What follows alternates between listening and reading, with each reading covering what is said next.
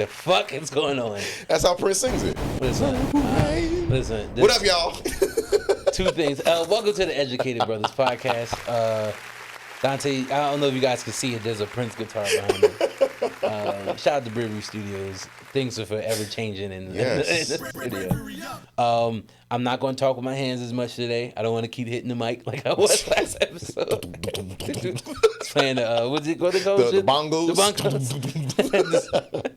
Listen, Marv had the principal was like, get off the mic. You know what? Because we were going to edit that out, but I'm like, you know what? Let me leave it in there. Yeah, show the real. Show the real you know what side I mean? of what's happening. We don't want here. people to think that we edit stuff out that shouldn't be seen. No. Listen, we make mistakes. There was one episode we had to edit some shit out. Yeah. I think it was the one where you sounded like you were 10 yards away from the mic. No, not even that. It's not that one. I said a word that we can't say. Oh, well, you ain't gonna say it again. You'll not have to tell me say when it the again. camera go off, because that means that video got demonetized already. No, because I edited it out. Oh, okay, good job. Yeah, so good job planning ahead. Yeah, watching your videos, not like everybody. Listen. I'm many of things. Yes, but I'm mindful of how what I do and what I can say can affect Bravery Studios and yourself. Thank you, sir. So I try not to just say I go off the deep end a lot. Yeah, but you not do. like you do, but it's fine. It's okay. Yeah, so it's okay. Not like crazy. You shit. still my boy, Blue. It's all right. It's all right. But how you feeling, Dante? I'm good, son. I'm good. It's been a minute. Yeah. Nah, I ain't been that long, but I'm good. It feel like it though, bro. It always feels like that. Yeah. It's like when you away from home for like the weekend, you come back like, damn, that was a long ass weekend. Yeah. That's what it feels like. But now I'm great, son. Went to Arizona not too long ago, celebrated my baby's birthday. We haven't been back here. Yeah, we haven't, son. And I'm joining the fiancé'd up team. You know what I'm saying? Yeah. Went out there and what Beyonce said, if you like it, put a ring on it. So that's what I went out there and did. Shout out to that. Clap it up for that. That's amazing. Shout out to my baby Thanos. You know what I'm saying? Finn, what's up? Finn Galactus was tripping yesterday. He's out there. I'm about to eat the world. Did you see it yet? Nah. My bad, but go ahead. Nah, I'm gonna go. We're gonna see it on Wednesday, actually. Yeah, go ahead. But see, this is a sidebar. Yeah. Have you ever watched a show called Death Battle on YouTube? No. It's a perfect. Mar, have you ever seen it before? It's like if you ever wondered if like Goku and Superman fought.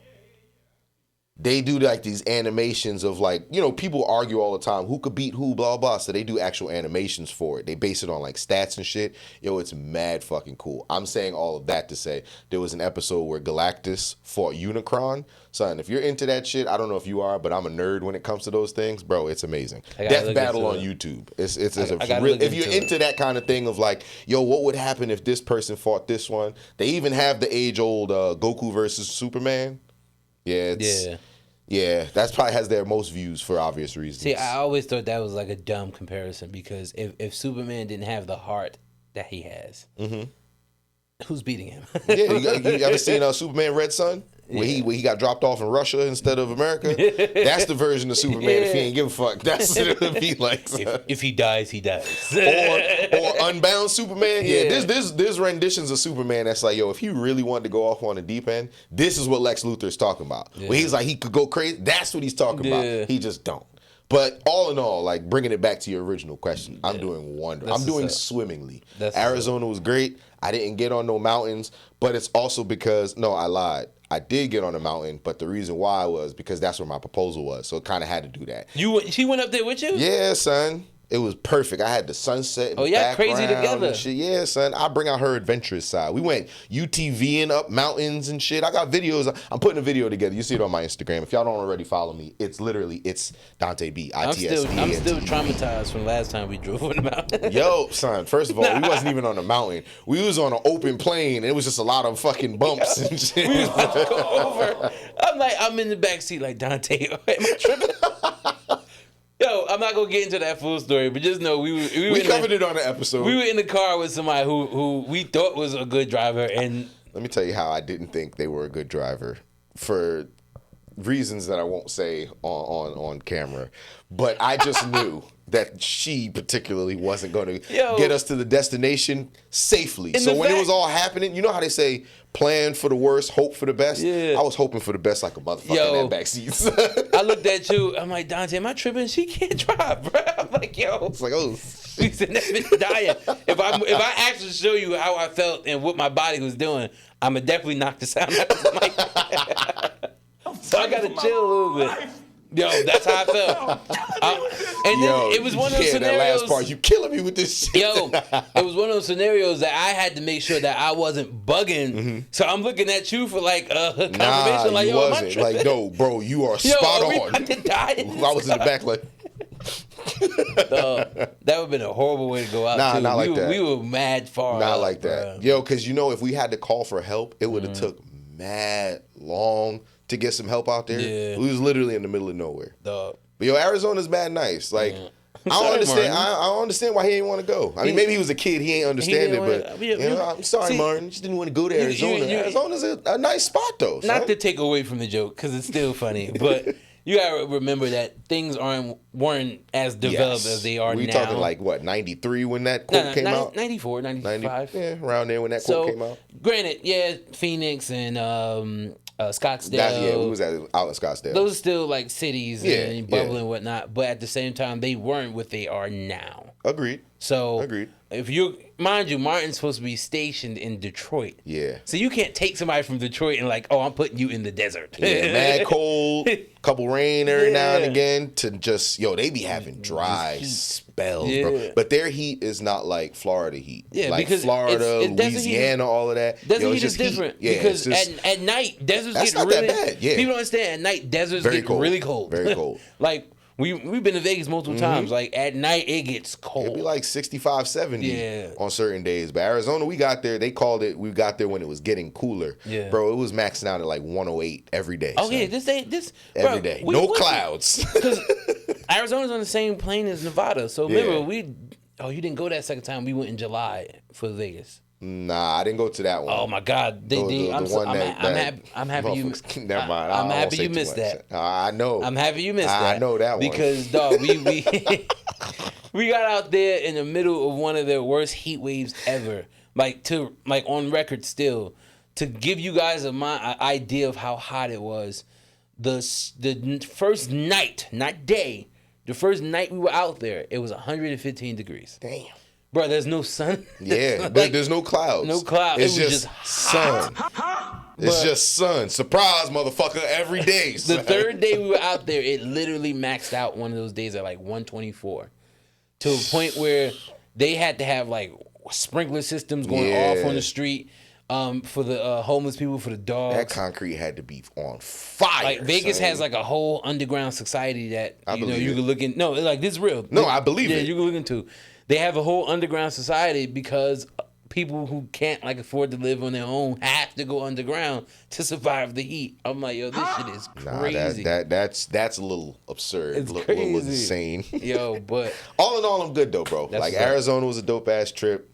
I'm happy for you, man. Came back. Congratulations. Fiancé'd up. I don't know if that's a term, but if it ain't, I'm going to coin it myself. And I'm excited for the next step. You know what I'm saying? Next step is planning things out and, man, planning some of these things out. Like, we be watching TikToks and stuff. She be sending it to me. Bro, people be spending like 70, 80,000 on a wedding. I'm like. More. Yeah, I don't know about that. So, because, I don't know about that. This is the Engaged Brothers podcast. Me and Marv was just saying we're going to have to switch up the names. But, since we've been planning for a little while now, I'll tell you, bro, for what you just said, that number, that sounds a little bit cheap. What? So Marv knows my mindset. I'm telling you right now. If you think I'm getting $100,000 wedding, just don't come. I'll tell you this, because it's gonna be nice. I already know how I could plan it out. Yeah, it ain't gonna be no. I was telling Marv, I'm not gonna be coming out the center of the floor. Ain't gonna be no fireworks over the river. Ain't gonna be none of that shit unless you want me to be with a sparkler outside going like this. Unless you go to fucking Will on fucking 15th Ave, get some shit from him. Go to Philly real quick. Go get some fireworks. Set them. Yeah, that's what you gonna get. Nah, because that's crazy, son. For I ain't gonna front. I had an idea of wanting to do similar things like that, but I knew that shit was gonna be expensive. I just wanted to know how expensive. So not the first. I'll be real. The first thing we looked into that we both sat down was like, yo, this would be nice. This would be something we want to do. She came out to $150. $150? No. $150,000. Who y'all about to kidnap? Chelsea Clinton? Yeah. Bruh, so we looked at that. We both looked at each other like, yeah, no. Yeah, I'm about to go to somebody's backyard. We'll be paying for this wedding for like 10 years. Yo. But, so, and then we dumbed it down. Still tried to figure out something nice that we would want. And that's why we're still in the midst of actually like trying to organize everything, because everything we're finding now for what we actually would want, it's still in the range of like 40, 60. Yeah. So that's reasonable when you look up to how much a wedding actually costs, unless you go an alternative route to where you like, you know, you plan some shit in the area that you don't have to pay for, and then you like rent out a hall or something and have the reception there. And there's nothing wrong with that. People be like, oh, don't do that.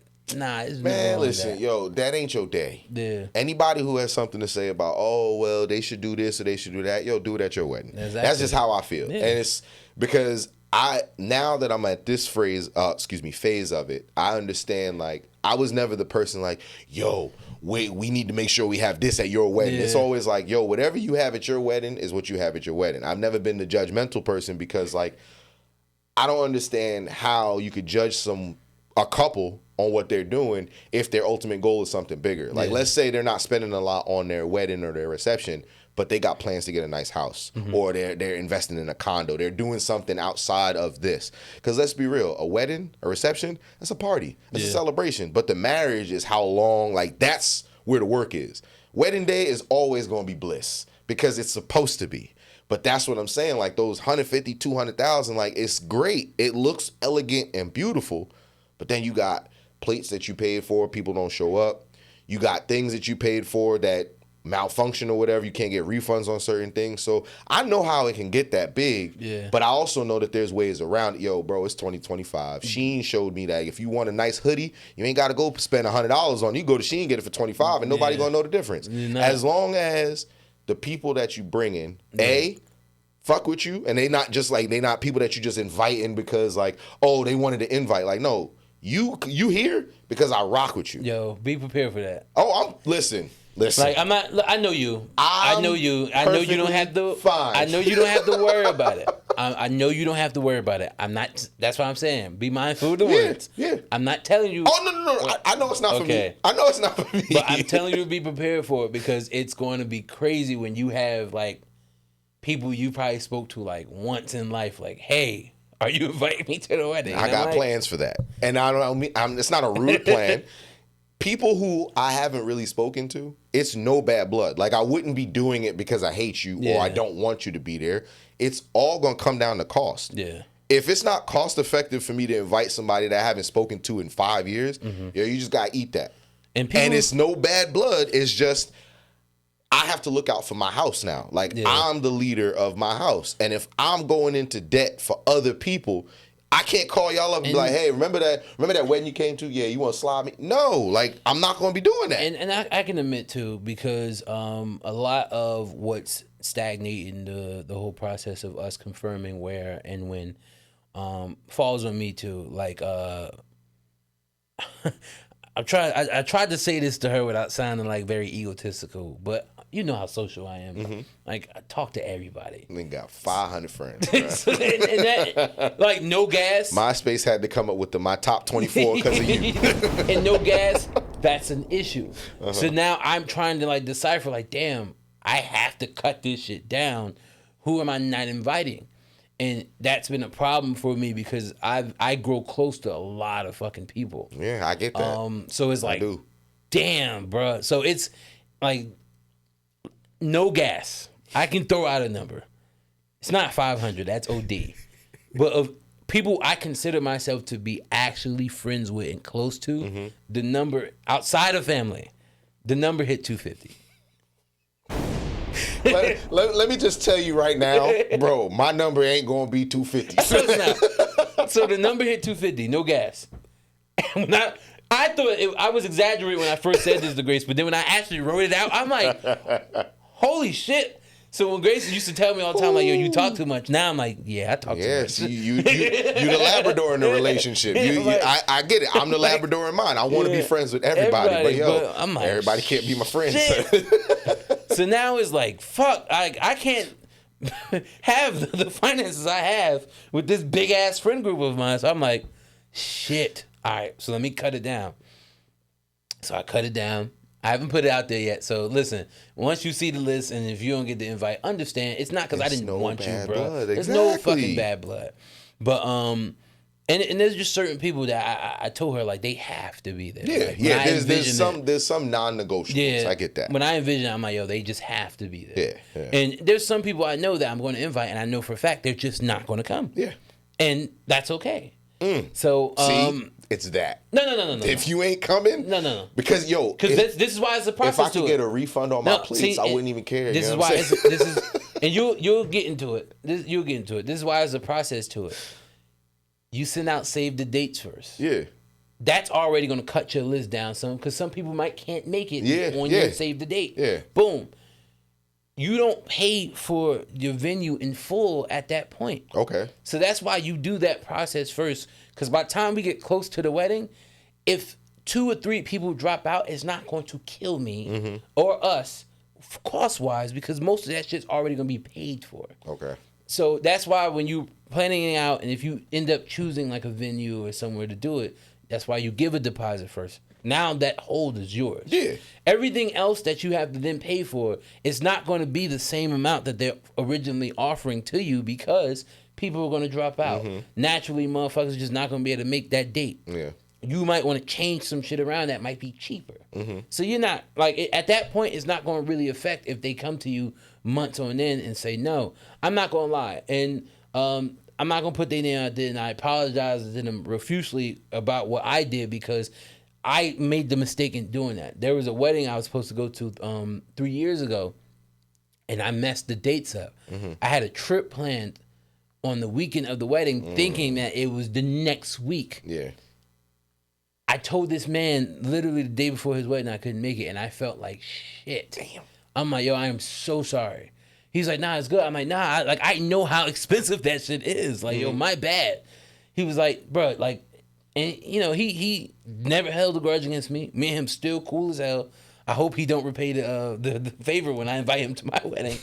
But I understand how expensive that shit can be and why people would, necessarily do what they, react the way they would react if motherfuckers choose to wait that long to be like, yo, I can't make it. So you as you guys dive into it more, you get into all that and you'll see what's what. But yeah, I'm good. That's a long-winded way to say I'm good and I'm excited for the next step. That's all it really is. I'm happy for you, bro. We'll have some updates, as we go through it. But before we get into anything else, I do want to say rest in peace to Malcolm Jamal Warner. Yes. The story had originally came out that they confirmed that the actual original story was what actually happened. He went for a swim with the drowning, right? Yeah, and then he got caught in the wave current. People, even if you feel like you can swim, be mindful that sometimes, you're not stronger than Mother Nature. It sucks he went through what he went through because he was just probably doing something to just ease his mind. Like, just do something to be at peace. They say that the waters is dangerous, bro. Listen, they say them joints is... I'm not a swimmer, but this is why when people say to me all the time, like, yo, like I don't live a fearful ass life. I go after things that I actively want to do.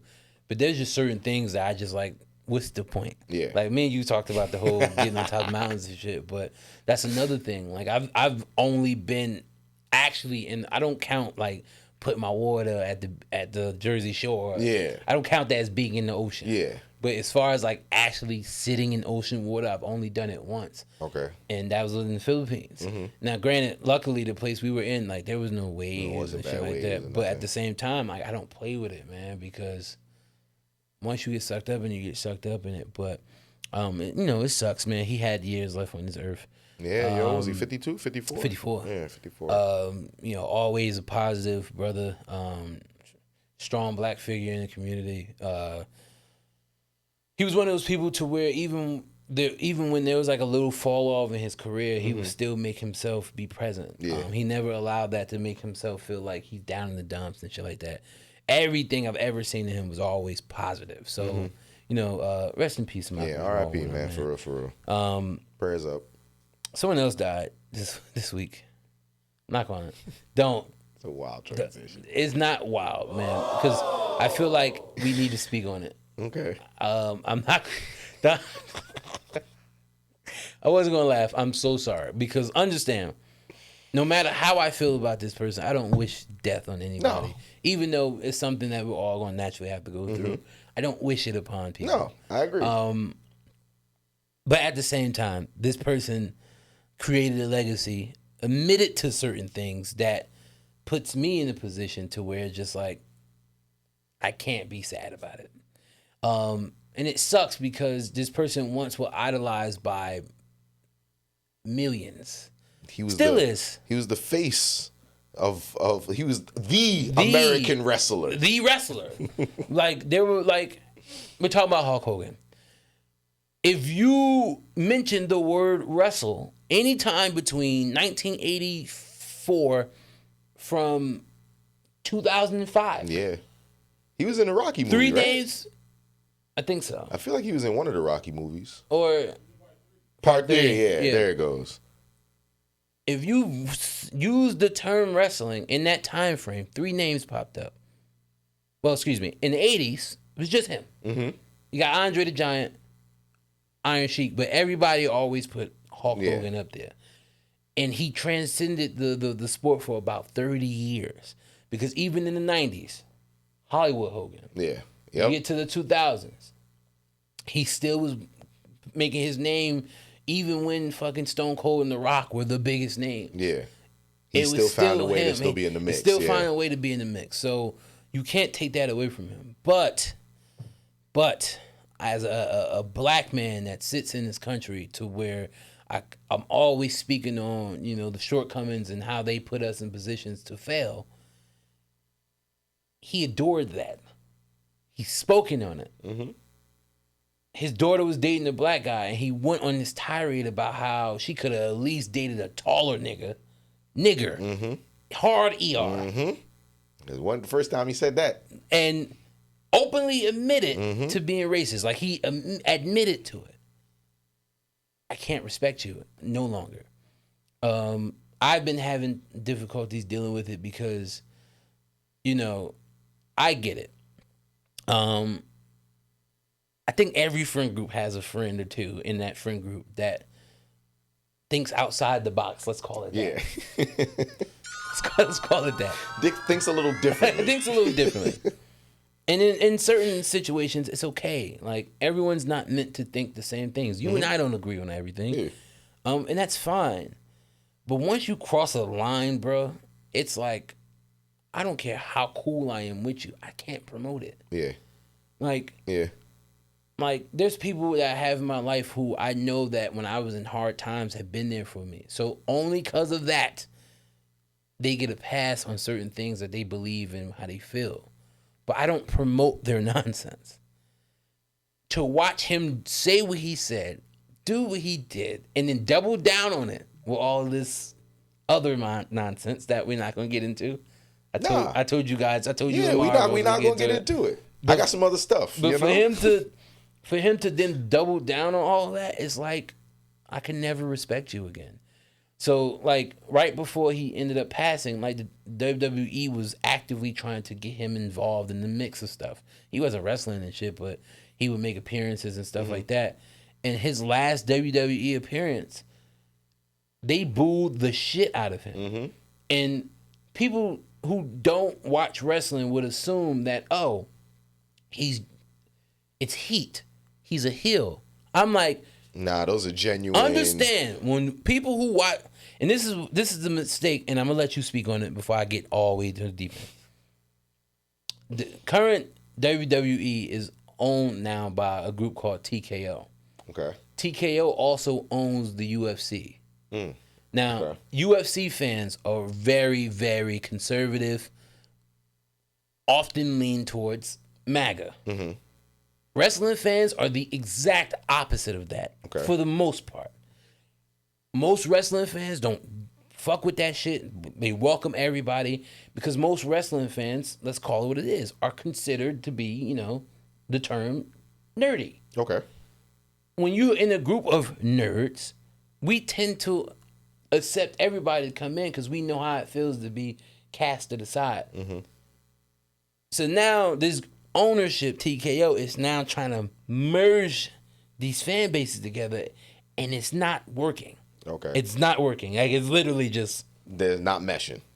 So they brought fucking Hulk Hogan back for, if I'm not mistaken, it was the premiere of the Netflix episode in LA. Oh, okay. They booed the shit out of him. Hulk Hogan hasn't wrestled in almost 20 years. Yeah. People are like, oh, they boo him because he's healed. No, he's not. They boo him because we don't fucking like him. Yeah. We know what he's saying. He doesn't hide it. He's very open. Then he half-assed apologized about it. We're supposed to just accept it. Yeah, you're supposed to. Because he said sorry. So, like I said, man, and I'll let you go after that. I don't wish death on anybody. I'll never sit up here and say, oh my God, like, happy you're dead. Nah. But I'm not sad about it. No one mourns the wicked. It's one of those for me where, like, I saw it, and it wasn't like I said, we were just talking about this before we went live. Like, when I found out about Malcolm Jamal Warner, it was like, damn. Like, I literally took a moment of silence. It was like, oh, he really, like, he's really gone type. Like, damn. When I saw the Hulk Hogan, it was just like, oh, all right.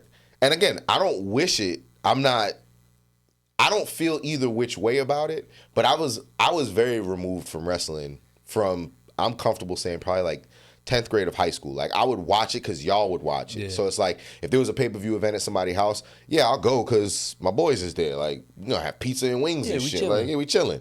But, like, I've been very removed from it. So once I found out all the reports of him, like, coming out and being racist and all that stuff, it was like, it reminded me of a funny clip from Booker T. You remember the one where he said, "We coming for you, nigga."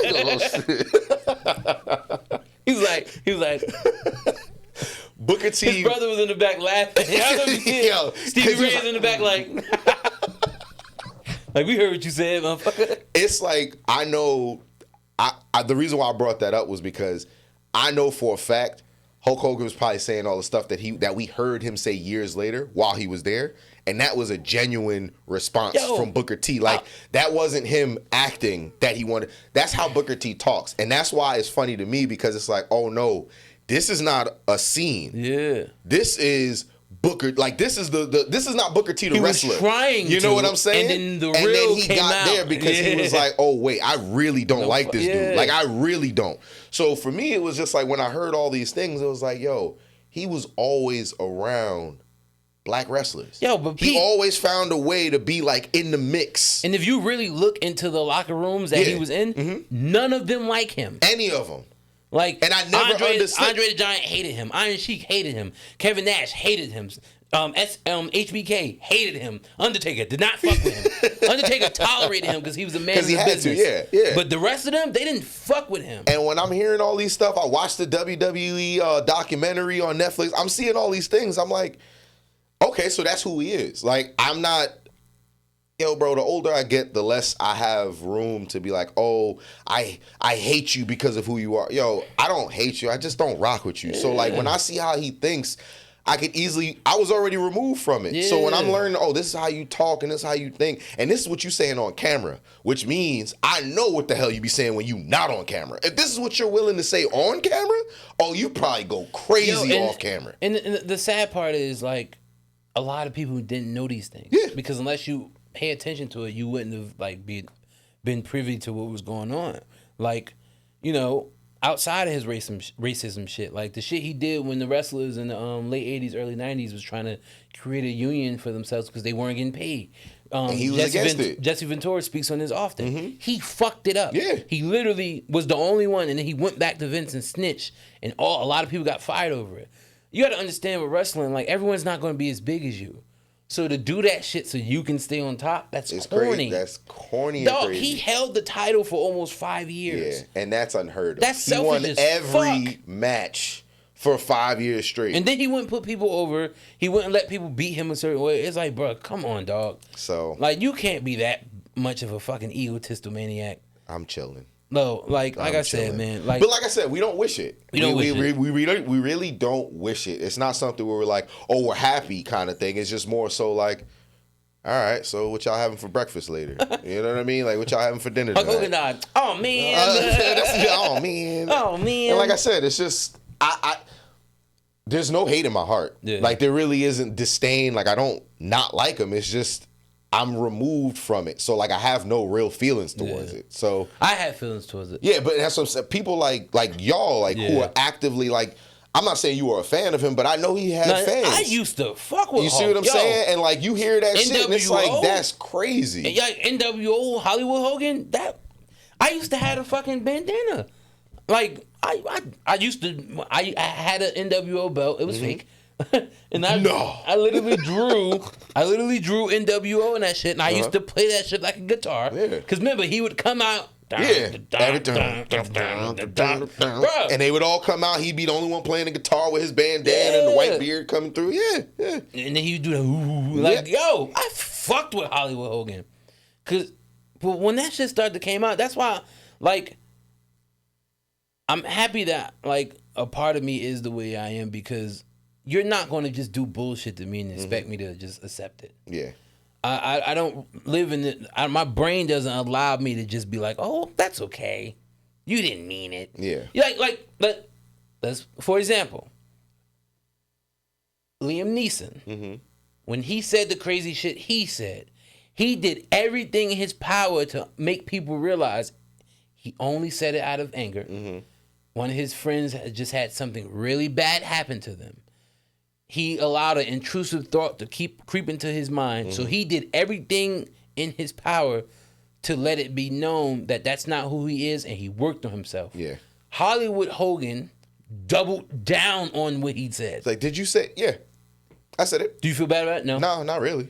But you got to understand. No, I don't have to understand that. That's shit. crazy. That's when it gets crazy. It's like, no, you have to understand. No, because that sounds insane. Liam Neeson accepted accountability for what he did, and then he made sure that he put himself in a position to never feel that way again. Actively casting black people in his movies. I mean, yeah, Like it's a good effort, but I still do one of these. But check his ID before he come in the club, kind of situation. As people, and that's why I'm happy we're having this conversation because as people, we are forever growing. We're not perfect. Sometimes you're going to make mistakes. Without being racist, naturally people are prejudiced. That's actually That's a thing, yes. So even if you don't mean it in a hateful way, sometimes we fall into believing stereotypes. Sometimes we fall into believing things that we hear and see on media. Yeah. Not just social media, media in general. So, especially for older people of the two generations before us, because we know how they operate. Yeah. I've worked in assisted living homes to watch people I know for a fact aren't racist say racist shit to me because they thought it was okay to say it. So then I'll sit down and have a conversation with them and let them know how it made me feel that they were saying this, and it would stop. A lot of people are just products of where they're from, and I understand that. Like I told you, I had an office in my old job in Toms River. Toms River might as well be Alabama. Yeah. But when you go down there and have a conversation with these people, they don't hate you. They just think that what they're saying and doing is okay because that's their environment. So then when I come out there and start telling them like, yo, this is wrong, they're like, really? For real? Now, there's a big portion of them that just know that they're being hateful. There's also a portion of them that don't really understand it. And when you break it down to them, they're like, I'm sorry. Yeah, I'll give you that. So that's where Liam Neeson was at. Like, that's why he was, like, the last movie he did for Amazon, the lead actress in the movie was an older black woman. He was in that episode of ATL where they literally joked about him saying what he said. And he didn't want, like, you got to watch, because Donald Glover does an interview. When This is one of the most recent seasons, right? I mean, no, it Or ended like a the couple years last, ago. I know I'm saying, but like it was the last. second to last season. Okay. Paperboy goes in a bar, he sees Liam Neeson sitting there. And at the time, that shit had just came out that he said what he said. Yeah. So he didn't want to do it, but Donald Glover approached him on it and realized that, like, yo, he's being apologetic about this. He knows that he fucked up. So we're like, yo, let's make it funny a little bit. You can't do that with Hulk Hogan. You couldn't do that with Hulk Hogan. Because there's no remorse. There's no remorse. Yeah. So I would rather somebody who, like, just how you can hear stories about, like, motherfuckers who were Nazis or Klan members while they were in prison, and they as they were being rehabilitated, they realized what they were doing is wrong, and now they try to spread the message of don't do this. This isn't right. I know. So there's a lot of people like that in the world, and we can't necessarily push those people away, because if we want shit to actually change, we can't then just say for the people who are trying to change, nah, fuck you. You said that. Nah, it's not a fuck you for me. It's more so like, nah, like, I'm good. You good where you at? You can't. I'm not saying that you can't be forgiven, because I believe in like forgiveness. The Family Guy meme, like it's like wooden end. Like, it's like no, don't touch that. Not you. Like you can't no. And it's like, again, like I agree. Yeah. People make mistakes and all those things, but then I'll counteract that by saying, well, why did you have to go that route? Like, I get it, intrusive thoughts and stuff like that, but I don't go around calling people or saying derogatory stuff as much as it pops into my head. But you know because why? Out of the respect for the other person. I understand, like you said, he was angry, some shit happened, he's remorseful, he's doing the due diligence, and that's all well and good. Mm-hmm. But you got to stay right there. Like, you can't, for me, I'm not saying everybody has to think like this, but what I'm saying is, if you can say it or think it once, you can say it or think it twice. Absolutely. You're just going to be more careful on how you say it and think it. And again, I could be very wrong about it. So let me ask you this. What's up? I'm having you say what you just said. Let me ask you this. For rap songs, for white people who sing those rap songs by themselves, would you, like, in the comfort of their own home, would you be upset if they were rapping the nigga part? They say it, that's in the song. Now, if the song say, oh, I'm going to the store with my nigga, and he be like, I'm going to the store with my nigger, then we got a problem. You know what I'm saying? Because now you're not doing it because it's on the song. No, I asked you this, right? Because I only asked you this because I was having this conversation with somebody. If you're by yourself, it's like the scene from White Chick. Yeah. If you're by yourself, there's no one around to hear it. By all means. You're being mindful of what the situation you're in. See? But if you get around me and think you about to just be like, hey, what up, my nigga? I'm slapping the shit out of you. And then from that point, it's like, yo, you cool and you could apologize. I know you didn't mean it, but you got to stay right there. Because now I'm always going to be on the defense, because for me, it's like, you didn't have to go that route. Exactly. Like I said, I have friends of all different backgrounds. Yeah. I know people of all different backgrounds. I know the derogatory words for each background. But if you piss me off or I get angry, I'm not going to go that route, because at the end of the day, there's a respect factor. So I hear what you're saying, but now for me, it's like, I look at Liam Neeson going, no, look, guys, I promise, look, I'm apologetic. Look at all the black people I'm bringing on. And it's like, that's cool, but you got to stay right there. And that's where again, there's no animosity. I'm not screaming out the mountaintop, fuck Liam Neeson. Nah, I do see that you're apologetic. I do see that you didn't necessarily mean it. However, you did it once, which lets me know maybe you don't always say it, but you said it this one time. You could potentially say it again. So instead of me being like, all right, I forgive you, come on, brother. and then you do it again, and I'm like, motherfucker, I'm going to just go, nah, you good where you at. It's all love. It's cool, but you can't elevate past that stage. And then watching that interview, I think he kind of feels the way you feel, that people will respond that way to him. Because, like I said, he didn't want to do it. And, you know, childish Donald Glover was like, yo, like, come on. Like, this would be good for your image after what you did. And he kind of was like, all right, I'll play into it. But he knows that there's going to be a group of us that's just going to be like, you good. Yeah, like, yo, there's no bad blood. Like, I'm not boycotting his movies or nothing, but, like, I think I already know what to expect. So now I want to be pleasantly surprised that you don't do that. Exactly. And that's why. And that's where I'm at. That's why I'm at the point of thinking I'm in, because I think people need to understand that a lot of what we do in life is based off of our experiences. Even if we are not realizing in the moment, that's why it is. Like, being that I had that time in that assisted living home, working with these old ass racist people who, some of them didn't know they were racist, but some of them were flat out racist. I can decipher who's racist and who's just saying shit because they're a product of their environment. Yeah. Like, once you go through that experience, my worldview is kind of different. So, like, I truly believe, because I'm not one of those people who be like, oh, racism is going to be here forever and we should just accept it. No, like, I feel like if we can, it's not going to end in our lifetime. No. I'm not crazy enough to think in our lifetime racism is going to end. But I do feel like with the world just naturally being smaller now, it'll get to a point where it won't be as bad as it's been. And the generations after us can kind of live in a world to where it can possibly end. So my mindset towards it is, if I see someone being actually remorseful and not fake remorseful, you could see right through that shit, and not trying to bullshit them their way out of the situation.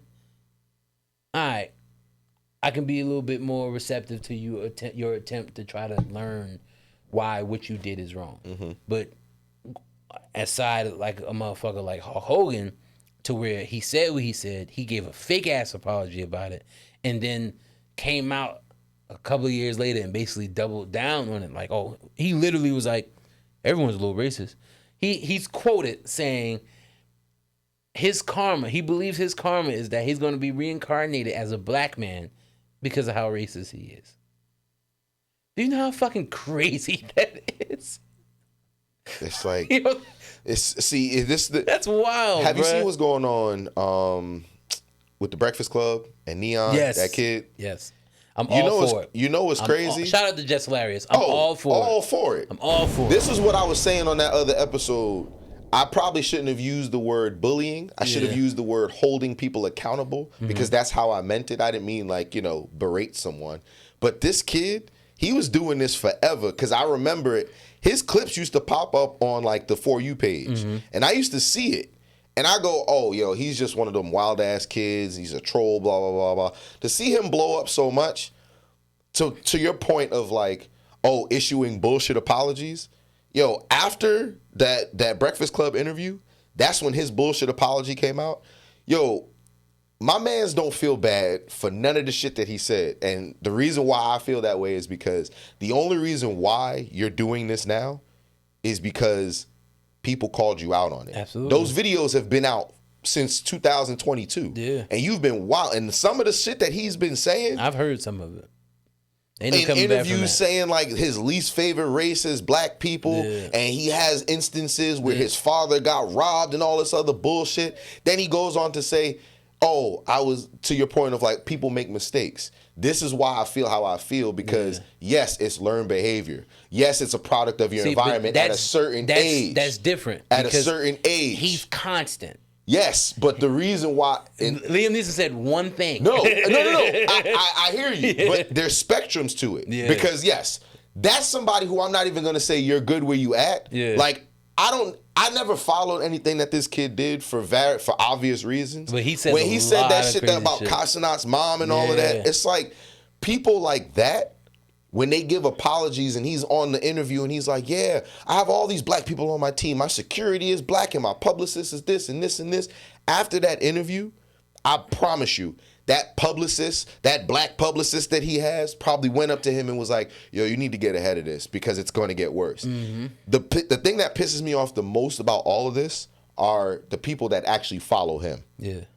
Because what's happening is they're defending him, saying he went on this show and he got set up and blah. A setup would be if he walked through that door and they beat his ass. That would be a setup. What they did was hold someone accountable for the shit that they spewed out of their mouth that was so crazy, and they're holding him accountable, and he's going off, oh well, you know, it's because I was younger. Yo, you were 18. You know, when you were 18 and 20, yo, that's the same fucking brain pattern. You're not thinking differently from 18 to 20 unless you had some really catastrophic things happen to you that forced you to change up your thought process within that 2 years. You're not, especially not somebody like that who you know lives in the house. He don't go nowhere. He didn't grow in 2 years. This apology that he gave is bullshit. Is complete bullshit. Oh, I've never watched those videos back and all. Yo, what are you doing? And that's why I can understand what you're saying, because people like him, they don't get a pass from me. They don't get that because you didn't say a one-time thing. You have almost hundreds of videos, and you ain't just saying black. Yeah, you saying everything that you could think of. And that's why, like, I was having the conversation with somebody about politics on Instagram, and you know, this person was posting the Candace Owens videos. I'm like, She another one. They like, Stay oh, where you at. but she's like, she's come around. Stay where you at. Stay over there. Stay where you at. Because her black ass was so anti-black. She was on the whole slavery's not real shit. Stay over there. This is my point. Stay where you at. Stay over Ain't there. no bad blood. I don't hate you. I don't wish your downfall. For people like that, there's bad blood. See, that's the difference between us, because I don't have the hate in my heart to like hate. give you any. It's not hate, bro. It's like literally, you know, they say out of sight, out of mind. Yeah. I fully believe that. Like, yo, I don't have no energy towards you. Yeah. I really don't care what happens to you. Yo, stay where you at. I'm good. I don't have no attention to you. I'm straight. Your stay over there is like, all right, do. My stay over there is like, fuck you. my stay over there is watch out for those landmines on the floor. See, that's the thing. And I just go back to what I'm doing. You be telling them, watch out for them landmines and the machine gun and the hand. I can multitask like a motherfucker. Nope. Watch out for those bombs. People used to always say to me, before we wrap up, people used to always say to me, like, yo, you put a lot of energy to cursing people out online. I'm like, and I put a lot of energy into the shit I do outside of that as well. They're like, where you get it from? I'm like, I can multitask like a motherfucker. Like, I'm doing well in life, and I can still jump on the internet and say, fuck you, you racist motherfucker. See, my problem is, I'm not going to just stop right there. And I know that about myself. I have a petty side that I don't show often because my petty side is annoying. I can't let certain things go, and I hate when I do that. So there's certain things like I can't give my energy towards because it's like I don't want to continuously think about that, especially when it comes to other people. Yeah. So when I saw her spewing up Azalea Banks, they all think the same way. It's like I don't keep any capacity in my mind for you. Yeah. So when you come around, I saw reports of her. It's like, oh, I love that for her. Stay where the fuck you at. Because what are we talking about here? Because then next week she's going to be like, yeah, and I hate that black people do blah, blah, blah. So it's like, that's why stay where you at. It's plan for the worst, hope for the best. Yeah. You will never get back to being like, yeah, what's up? But I won't say I hate you or go die. It's just like, no, stay where you at. Listen, I'm good over here. I get it. But on that note, once again, rest in peace to Malcolm Jamal Warner. Rest in peace to my cousin Dawn. She passed away a couple days ago. Bro. Rest in peace to her. Like it was a week. My condolences, bro. For real. And you know, to anybody who lost a loved one this week, you know, hopefully you guys are holding your heads up. Everybody's good. Just remember, family's family. Love on who you need to love on while they're here. Make sure that they know that. Don't mince those words. Don't feel like even if you're having a disagreements that you shouldn't speak to people. You just never know. So never know. Yeah, man.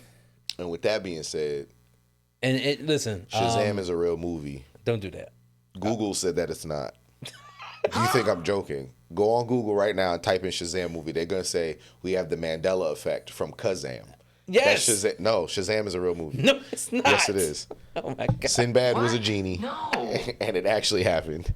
So I thought Sean would be with me on this one. So he's still had in a whole segment last season he's still in the Matrix, y'all. He apparently doesn't think that it's real. Well, the VHS exists. What Morgan Freeman say?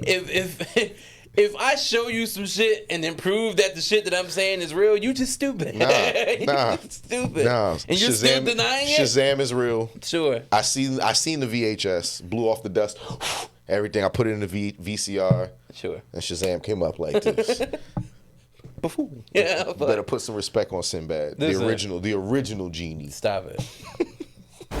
With that being said, I wanted to say something else, but it's mad disrespectful. So I was just no Sinbad disrespect. No Sinbad disrespect. And somebody disrespect somebody else. Who just passed away. See, no, we ain't gonna do that. So we're gonna end on what you said last was beautiful. All right, I'm the one that took us down this left road, so I will take the responsibility. Just know what I was going to say involves a cigar, packs, and bozos. I don't even want to know where this is going. It's like at the end of what sketch comedy was that? It was on All That where Keenan would be like, "Go get a mouse trap." No, that's fucking Keenan and Kel. That's at the end of Keenan and Kel. He's like, "Go get a mouse trap, a detective jacket, and a magnifying glass, and meet me on the top of Mount Everest." Kel be like, "What? What? Where? Oh, here it goes." So on that note, No talent beats. Play us out, brother. No talent beats. I was going- Perfect.